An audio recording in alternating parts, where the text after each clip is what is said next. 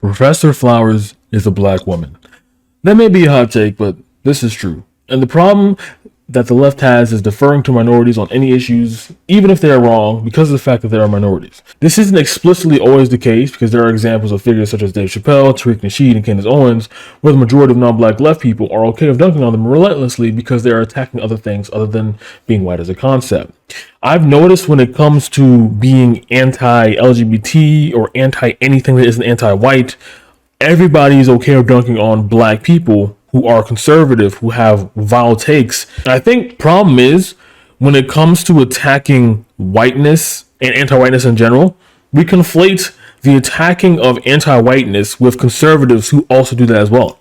But in reality, you can have similar goals with somebody, but have a different conclusion entirely. For example, apropos, given the situation we're talking about here, black separatists and white nationalists, they have completely different reasons as to why they are coming to the conclusion of separate states for each race. White nationalists and white supremacists believe that they deserve a space free of those who aren't white because they believe the white race is more superior. And while black separatists, on the other hand, want to be free from their oppressors, they don't like white people, and they just want to separate from that and start their own Uganda, for lack of better words. I am paraphrasing massively, but this is summarizing both points here. But their end conclusion is they're both getting ethno-states, they're both getting and enabling and enacting policies that want to separate everybody based on racial lines. And my thing is, because the conclusion is similar, to me, it doesn't matter how it starts. If the conclusion is the same, we have to look at the conclusion, why the conclusion is the same, and then break down afterwards as to why they're different starting points. Because yes, while it is true, white supremacists and white nationalists are bad and way worse than black separatists could ever be, if the conclusion is the same, then that means they are the same when it comes to what they truly advocate for. And that's what it comes down to, why people having a savior complex, fully understand racial issues. So they either defer and completely stay hands off or become scientifically racist. When white people understand and can fully explain racial issues and objectively come to a conclusion based on how society has been formed and using empirical data on top of that, then it becomes relevant on what the community's input is, because the input might be flawed in general. Bring this up as a point as well, because multiple times in this debate, and with white leftoids in general, they don't refer to the literature they have read or the research they have done to come to the right conclusion about racism. They instead defer to black people because it is mainly about them. They use the talking point of black people have suffered and it is their time to rise up from the ashes and fight back the oppressors. But in reality, if in President America, for example, because that's where I live in, that's where most of the examples are coming from, there is no explicit and blatant oppressors as they were back in the slave days, because it is way more fractured, way more subtle, and way more implicit nowadays. Just a multitude of things that can be attacked at once. So because of that vagueness spread everywhere, how white supremacy is, it's on every societal level, then you can't specifically have that same narrative anymore. So when confronted with this information, the white leftoids and the black separatists go, okay, if that is how things are, then we have to attack the people who benefit most from these supremacist systems, and that is white people. But again, this is also rational, because if you want to fight the system itself, the fighting individual people won't solve that system's problem.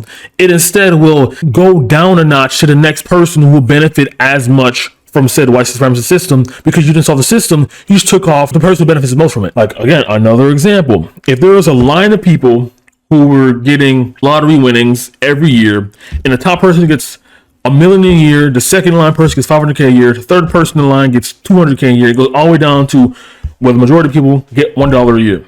And if you're bad at the system and how it's just unfairly giving the top one person all of that money every year, while you guys struggle at the bottom, you take out the top one person instead of taking out the entire system, which is causing this whole disruptive pay schedule, then the system itself would shift the cogs and give the money as it was giving originally, because you didn't solve any issues. You just took out the person benefited from the system the most. So the scale is back to white supremacy. If you believe white supremacy and bigotry in general is an all-encompassing, as I mentioned before, it just goes and prevails in every single form of media, every single form of communication that we have in existence, and will seep into anything that we know of in general, then purging the people who benefit the most from that won't absolve all of those blatant views that are stuck in our brains. Might be the worst example of how using pro-blackness to purport negative messaging can actually lead to the entirety of said community being on board with that shit. Well, not the entirety, but a decent chunk of it. Because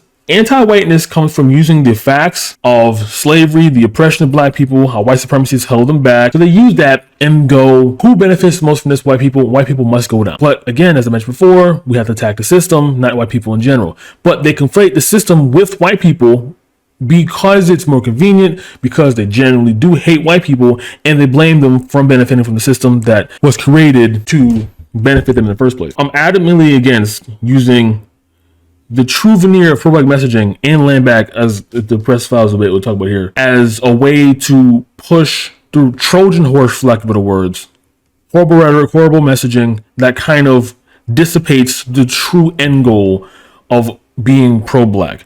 Because for me, being pro-black isn't anti-white. Being pro-black is being pro-black. It's helping black people. It doesn't help black people by giving them another target to hate. It helps black people by improving their communities and giving them a reason to live, not a reason to hate. It's just very straightforward, very apparent to me. But hating white people seems like a very easy way out for the situation, because it's like selectivism. Anti-white rhetoric in general also can lead to legitimizing other forms of bigotry as well, and I think that is pretty bad. For example, if you believe that white people are genetically more racist because they're white, because ancestrally in the past that white people have been colonialized and the third, then you will cede and give way to people who say that about Turkish people, about Japanese people, about multiple other groups of ethnicities and races and the third who have done atrocities in the past, because you link that directly in how you link that with white people. So to go back to this debate, and why I centered this debate into this entire topic in general, is because when it comes to topics of race in particular, and specifically about black people, a lot of black people are in three camps. Either they understand the whole encompassing issue and they are sympathetic to people who are very vehemently anti-white, and there are other groups of people where they view their experience as something that should not be shared, and they don't want to preach about anything, teach about anything to anyone, because, you know, my existence isn't up for debate. Like that's people's thought there, which I believe that is true. You have the right to have that take. For that, go ahead, go off king or queen or non-binary theme. But it's the third people that come out that kind of sort of worry me in this essence. And these third type of people would be when they are confronted with their ideas and they have to debate them, they instead go and teach the entire history of what it's like being black and jump off of that by saying, so yeah, that's why we should hate white people and be separatists. I mentioned this in the Bad Up and Out of debate.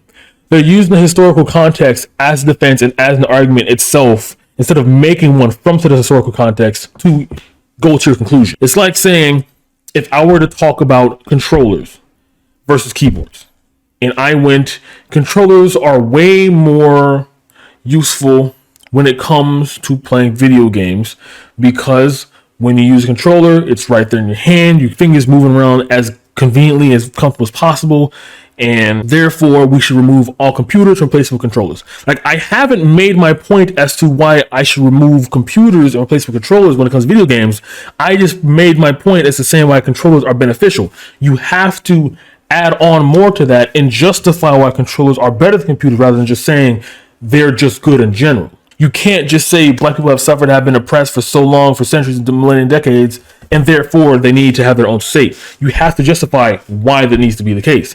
And many people have been proving this by saying more historical context. No, they have been bombed, they've been killed, second, third. But that, again, is explaining more about why they have suffered and why it's bad and why race put them in a horrible position, you know, red lines and third. But you have to prove from point A to point C by going through B. You can't go to point A, point C without B. They don't have the just through line of thought to fully justify their whole point. They just want you to assume what's the point is. I hope better for the leftist movement as a concept in general. And yeah, you know, if black people are stupid, you should be able to call them stupid. Like, that's what it is. Oh, I guess one last thing too.